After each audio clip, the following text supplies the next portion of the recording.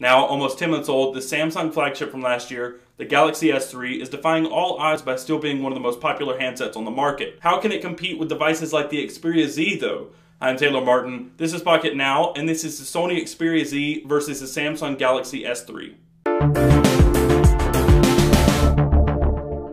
To both be Android flagship models, the Xperia Z by Sony and Samsung Galaxy S3 are two totally different devices, both in design and software. With the Galaxy S3, Samsung is all about the user experience. It's designed for humans, but is inspired by nature. Its cues from nature are evident in its design and its software. The wide radius corners resemble that of a smooth pebble, and all throughout the software there are cues from nature as well, such as water droplet sounds on the lock screen and scenic wallpapers. The Xperia Z by Sony is a complete 180 from that. Its hard edges and sharp corners give it a much more industrial design, and its software doesn't have nearly as much inspiration or imagination behind it. It's all about the Sony experience, and that's not necessarily a bad thing. It gives a much more true to its roots Android experience than TouchWiz, and feels much more like the stock interface, although there are some customizations put in place by Sony.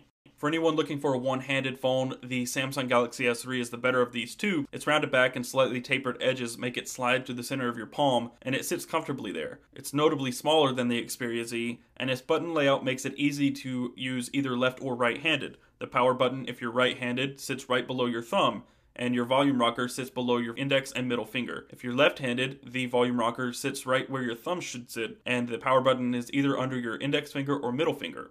With its sharp edges and hard corners, the Xperia Z is not nearly as comfortable in the hand, and its 5-inch display makes it a little larger too, which may make it unwieldy for anyone with smaller hands. The button placement is really awkward as well. If you hold the device with your left hand, the power button rests right under your index finger or middle finger, and the volume rocker is under your middle finger or your ring finger. If you hold the device with your right hand, the volume rocker sits right under where your palm should be sitting, and the power button, you have to extend your thumb downward or shift your grip. So it makes the device feel a little awkward to hold, and it's not really easy to use one-handed.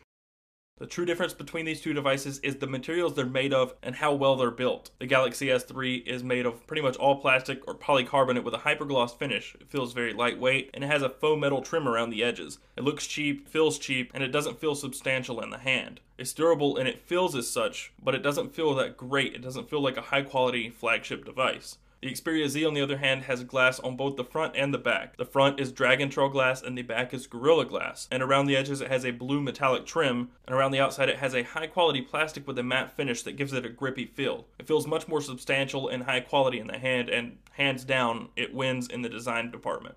Although a little older now, the Samsung Galaxy S3 still has decent specifications. On the front, it has a 4.8-inch HD Super AMOLED display at 720p resolution, and there are two different versions beyond that. There are US versions for AT&T, Sprint, Verizon, T-Mobile, and regional carriers, and then there's the international version. The difference between those is the 1.5 GHz dual-core Snapdragon S4 processor for the US variants, and the 1.4 GHz quad-core Exynos chipset for the international version. The US versions also have 2 GB of RAM versus the 1 GB of RAM in all other variants. Beyond that, the specifications for all the models are pretty much the same. It has either 16, 32, or 64 GB of built-in storage, an 8-megapixel camera, and a 2100 mAh battery. The Xperia Z, on the other hand, has a 5-inch 1080p reality display, a 13.1 megapixel camera, 16 GB of built-in storage, 2 GB of RAM, a microSD card slot, a 2330 mAh battery, and a 1.5 GHz quad-core Snapdragon S4 Pro chipset. But the Xperia Z is also waterproofed and dust-proofed. It has a rating of IP55 and IP57 to keep the elements out. The downside to waterproofing and dustproofing on the Xperia Z is the need for covers over all of your ports. The headphone jack, the micro USB port, the micro SD card slot, and the micro SIM slot all have watertight gasket covers over them.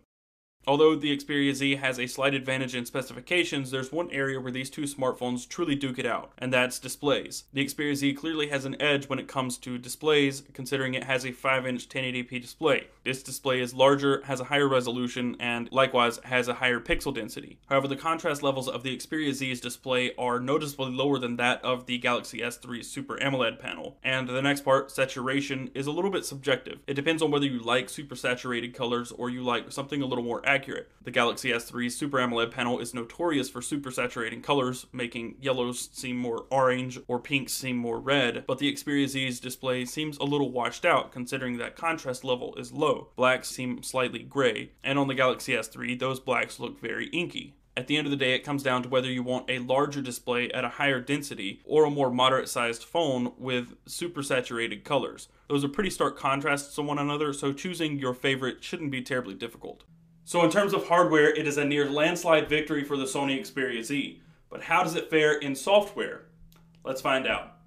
Put simply, the Xperia Z's software should be familiar to anyone who's used a Sony product before and an Android device. Think of the two as being combined into one. The icons are taken from other Sony products such as their televisions or PlayStation 3, and save for some widgets, wallpapers, and the way some things are done, such as applying those widgets, icons, and wallpapers to your home screen, the experience feels very much like the stock Android experience. And there are a ton of differences between TouchWiz and Sony's custom interface. For example, adding a widget to your home screen using TouchWiz is now a hybrid between the new method in Jelly Bean and the old method in Gingerbread. Simply long press on your home screen, which is the old Gingerbread method, select Apps and Widgets, and you choose either between your Apps and Widgets tab to add either an app or widget, which is the new Jelly Bean and Ice Cream Sandwich method. The method on the Xperia Z, however, is almost a direct copy of the old TouchWiz method, which is you long press on your home screen and a bar at the bottom will pop up, allowing you to choose between either applications, widgets, wallpapers, and themes. It's a bit ironic to say the least. An area where these two are kind of similar, however, is the notification shade. When you pull down the shade, you have quick access to toggles, Wi-Fi, GPS, Bluetooth, mobile data connection, etc. But using TouchWiz, you get more options. You get 2 pages of these toggles, and you have a brightness slider right there in the notification shade. Using Sony's customizations, you only get 4 quick toggles and then a shortcut to the settings application. As far as extended software features go beyond theming, icons, and other customizations, the Xperia Z comes with PlayStation certification, screen mirroring, and power management software. These extended software features are where Samsung truly sets its devices apart. You get features such as blocking mode, smart stay, smart rotation, a power saving mode, multi-window, pop-up browser, pop-up video, and many more. These ample settings and features really add to the experience on the Galaxy S3. These are the things that make the lackluster hardware and the dating specifications really kind of melt away. You forget about them because the software really makes up for all of the hardware shortcomings. When it comes to performance, these two devices are pretty evenly matched. They both have quad-core processors clocked at 1.4 and 1.5 GHz. The difference in day-to-day usage is pretty negligible. On the Galaxy S3, there's little to no stuttering when scrolling between home pages and pulling down the notification shade, switching between applications, and the same could be said for the Xperia Z. There's a little lag and stuttering on the Xperia Z that I've noticed, but it's not that much. It's very minor. But if benchmarks are your thing, the Xperia Z is an absolute benchmark beast. Using the quadrant standard benchmark, the Xperia Z scored a 7841 versus the Galaxy S3's 5903. And using Antutu, the Xperia Z scored a staggering 18919, almost 19,000, versus the Galaxy S3's 15895, just shy of 16,000. The Xperia Z blew through these benchmarks pretty easily, but using SunSpider to test the browser speeds, the Galaxy S3 using the stock TouchWiz browser scored an 1199 versus the Chrome browser, which is the stock browser on the Xperia Z, scoring a 1355. The lower number, of course, being the better number. All in all, both of these devices are powerhouses. They both have quad-core processors, and they're capable of maintaining a solid, consistent experience on the home screens, during video playback, and in gaming. One area the Galaxy S3 has remained almost uncontended in the Android market is cameras, image sensing. It is regarded to have one of the best image sensors on an Android smartphone to date. But how does it stack up against the 13.1 megapixel camera on the Xperia Z?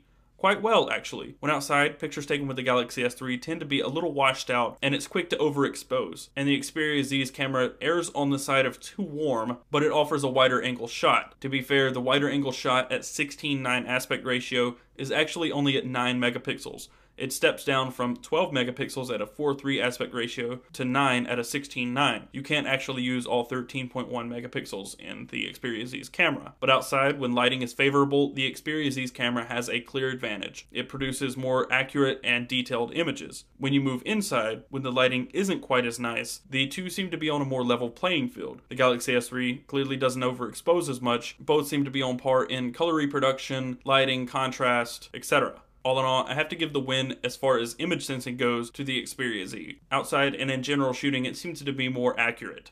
Although the build quality of the Galaxy S3 isn't exactly amazing or outstanding, the software features more than make up for that, and that makes it a more well-rounded device. But if what you're looking for is a device with an extremely high-resolution display, set up for raw power and performance, excellent build quality, and a great camera, the Xperia Z is more your speed.